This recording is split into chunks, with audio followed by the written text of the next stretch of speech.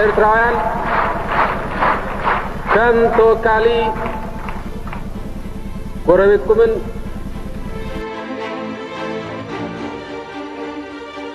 ኤርትራ ሀገር ሆና ከተገነጠለች በኋላ በኤርትራ ሀገር መሆን ደስታቸውን መደበቅ ካልቻሉ የህወሓት ሰዎች መካከል በመለስ ደረጃ የሚጠቀስ ሰው አልነበረም። መለስ ከኢትዮጵያ በላይ ለኤርትራና ለሻዕቢያ ሰዎች የነበረው መቆርቆር የቅርብ ሰዎቹ ሳይቀር በአግራሞት የሚመለከቱት ነበር። አቶ መለስ ኤርትራ በይፋ ሀገር ከሆነች በኋላም አስመራ ድረስ መለስ እያሉ ከሻዕቢያ ሰዎች ጋር ደስታቸውን ያጣጥሙ ነበር። ከኢትዮጵያ ነጥቀው ለኤርትራ ያስረከቧቸው የአሰብና የምጽዋ ወደቦችም ለአቶ መለስ ተመራጭ መዝናኛዎች ነበሩ። ከኢሳያስና ከሌሎች የሻዕቢያ ባለስልጣናት ጋር ሆነው በተደጋጋሚ በአሰብና በምጽዋ ወደቦች እየተመላለሱ ይዝናኑ ነበር። በኢትዮጵያ ወገን ባህር የሚል አጀንዳ ሲነሳ ደግሞ ቀድሞ በማውገዝ የሚቀድማቸው አልነበረም።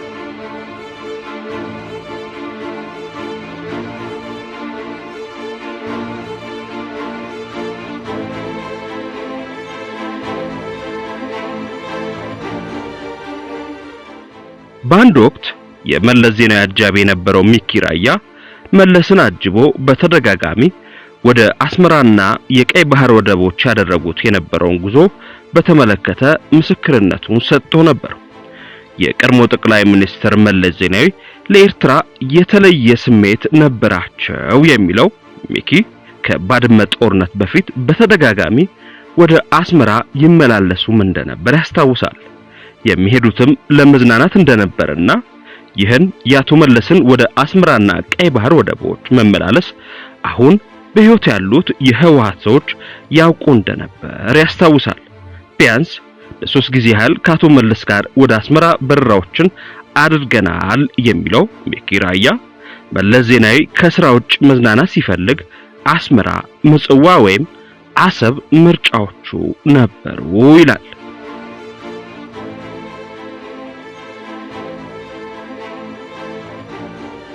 መለስ ከትግል ዘመን ጀምሮ በኢትዮጵያ ጉዳይ ከሚያራምዱት አቋም በላይ ለኤርትራ ነጻነትና ጥቅም የማይወላውል አቋም ነበራቸው። ህወሓት የኤርትራ ጉዳይ የቀኝ ግዛት ጉዳይ ነው የሚል አቋም እንድትይዝ በማድረግ በኩልም የአቶ መለስና የአቶ ስብሃት ሚና ትልቅ ነበር። አቶ መለስ በትግል ወቅት ኤርትራ ከኢትዮጵያ ቀኝ ግዛት ነጻ መውጣት አለባት፣ ህወሓትና የትግራይ ህዝብም የኤርትራን የቀኝ ግዛት ትግል መደገፍ አለበት የሚል አቋም ነበረው። ህወሓትም ይህንን አቋም እንደ ድርጅት አቋም ወስዳ ለኤርትራ ትግል ሙሉ ድጋፍ አድርጋለች። በትግል ወቅት አቶ መለስ የኤርትራ ባለቤት ነን ከሚሉ የሻዕቢያ መሪዎች በላይ ስለ ኤርትራ መገንጠል ያቀነቅን ነበር። በአንድ ወቅት የሻዕቢያ ታጋዮች ተስፋ ቆርጠው ከደርግ መንግስት ጋር ለመደራደር ፍላጎት ባሳዩበት ወቅት አቶ መለስ ቁጣውን መደበቅ አልቻለም። አይዟችሁ ኤርትራን በቅርቡ ከኢትዮጵያ ተገነጠላላችሁ የሚል ይዘት ያለውና ትግላቸውን የሚያግዝ ስትራቴጂክ መጽሐፍም ጽፎ አበርክቷል። የኤርትራ ህዝብ ትግል በሚል ርዕስ አቶ መለስ የጻፉት መጽሐፍ የኤርትራውን ትግል የቀኝ ግዛት ትግል መሆኑንና ኤርትራውያን ከያዙት ትግል እንዳያፈገፍጉ የሚል ይዘት ነበር። ከድርጅት ለድርጅት ባለፈ በአቶ መለስና በኤርትራው ኢሳያስ አፈወርቂ መካከል የነበረው ቅርርብም ከሌሎች የተለየ ነበር። አቶ መለስ ከህወሓት ታጋዮች ይልቅ ለኢሳያስ የተለየ ፍቅርና ቀረቤታ እንደነበራቸው ይነገራል። ይህ በአቶ መለስና በአቶ ኢሳያስ በህወሓትና በሻዕቢያ መካከል የነበረው ቀረቤታ እስከ ባድመ ጦርነት ድረስ የቀጠለ ነበር። ሁለቱ አማጺ ኃይሎች ደርግን ካሸነፉ በኋላም እፍ ባለ ፍቅር ቀጥለው ነበር። የህወሓትና የሻዕቢያ መሪዎች አዲስ አበባ ሲሏቸው አስመራ፣ አዲሃሎ ሲሏቸው 4 ኪሎ እየተመላለሱ የጫግሏ ሽርሽራቸውን አጣጥመዋል።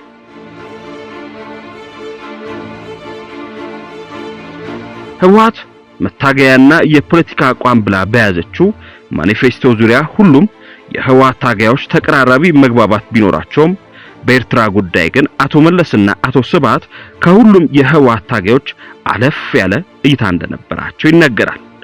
አቶ መለስም ሆነ አቶ ስብሃት ከኢትዮጵያ ጥቅም የበለጠ ለኤርትራ ጥቅም የበለጠ ታማኝነት ነበራቸው። ይህም በተለያዩ አጋጣሚዎች ከመግለጽ ወደ ኋላ ብለው አያውቁም። መንግስት ከሆኑ በኋላም አቶ መለስና አቶ ስብሃት ወደ አስመራ በተደጋጋሚ ነበር የሚመላለሱት። እነዚህ ሰዎች ኤርትራን አይውደዱ ባይባልም የሚመሯት ሀገር ጥቅም ላይ የቆመሩበት መንገድ ግን እጅግ አስገራሚ ነው። የኤርትራ ህዝብ ፍላጎት ቢሆንም ኢሳያስ የኢትዮጵያ ፕሬዝዳንት ሆኜ ኤርትራን መገንጠል ተዋለህ ቢል እኛ አንደግፈውም ነው። የኤርትራ ህዝብ ጥያቄ ነው። እንዴት አወቃችሁ? ታወቃችሁ? እዚህ ያለ ነው መሪ እኮ እንደዛ እያሉ ነው። በቃ ይቅርብን፣ ጥያቄያችን በኢትዮጵያ ውስጥ የሚመለስ ከሆነ በምንም አይነት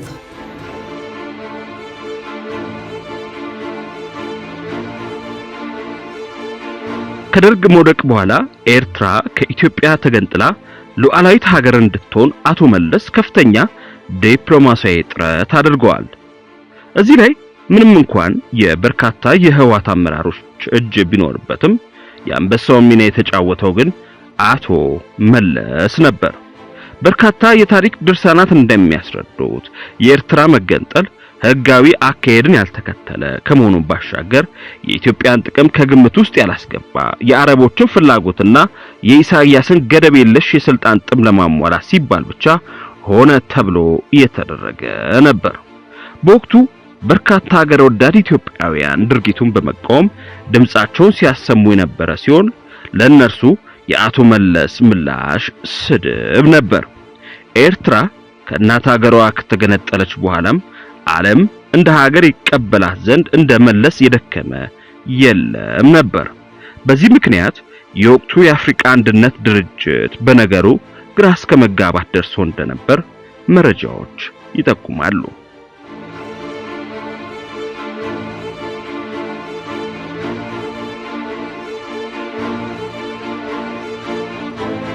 የኤርትራ ጉዳይ በተባበሩት መንግስታት ድርጅት መድረክ ክርክር ይካሄድበት በነበረበት ወቅትም ኤርትራ ራሷን የቻለች ሀገር እንድትሆን ይከራከር የነበረው የጣሊያን ተወካይ ሳይቀር ኢትዮጵያ በአሰብ በኩል ወደብ እንድታገኝ ይደግፍ ነበር።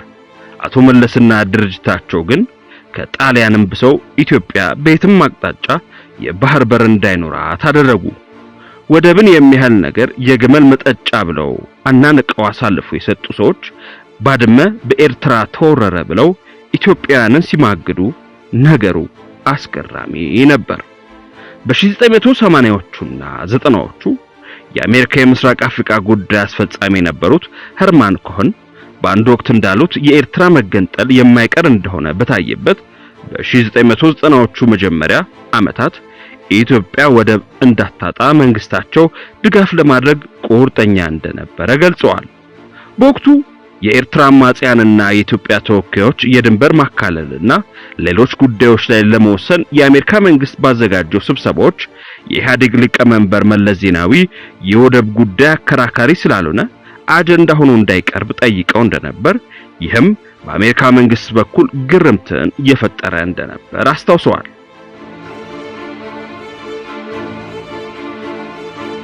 አቶ መለስ አሰብን በተመለከተ ጥፋት ያጠፋው ከአንድም ሁለት ሶስቴ ነው።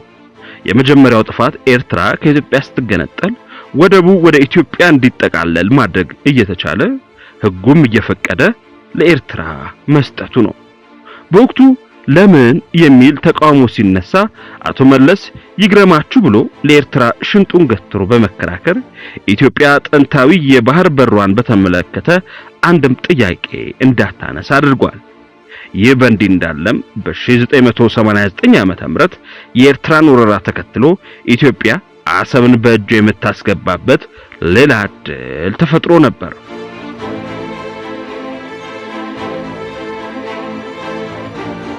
ሆኖም ግን ኢትዮጵያ የልጆቿን ህይወት ገብራ ጦርነቱን በድል አድራጊነት ብትወጣም በአቶ መለስ ትዕዛዝ ወደ አሰብ ድርሽ እንዳትል ተደርጓል።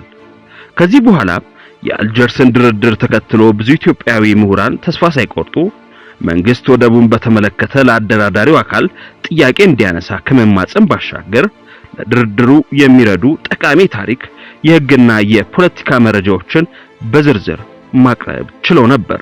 ነገር ግን ይህ ሁሉ ይፈየደው አልነበረም። የሆነው የብዙዎችን አንገት ያስደፋ ነበር።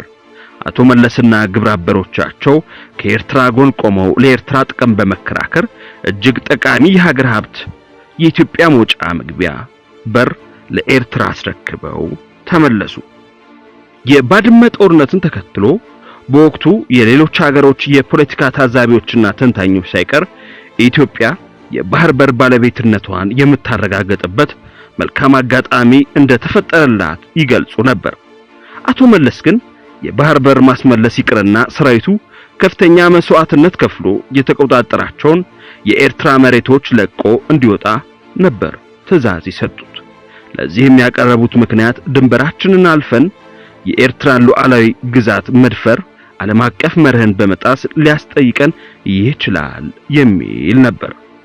ሁሌ ለኤርትራውያን የሚያደሉት አቶ መለስ ዜናዊና አቶ ስብሃት የባህር በር የኛ አይደለም አመጣለሁ የሚል ካለም ብረት አንስተንም እንታገለዋለን በሚል ንግግራቸው ይታወሳሉ። አቶ መለስ በእናታቸው በኩል ኤርትራዊ ቢሆንም በታሪክ አጋጣሚ የኤርትራ ቀኝ ገዢ ያሏትን ሀገር ለመምራት በቅተዋል።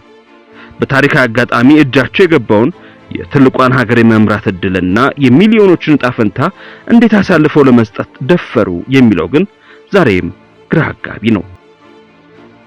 ኢህአዴግ በፊት ያሉት መንግስታት በባህር በር ጉዳይ ስህተት ሰርተዋል ተብሎ ቢታመን እንኳን ስህተቱን የማስተካከል እድል እያላቸው ስህተቱን በከፋ ስህተት መፍትሄ ለመስጠት የሄዱበት መንገድ ግን ዛሬም ድረስ አስገራሚ ነው።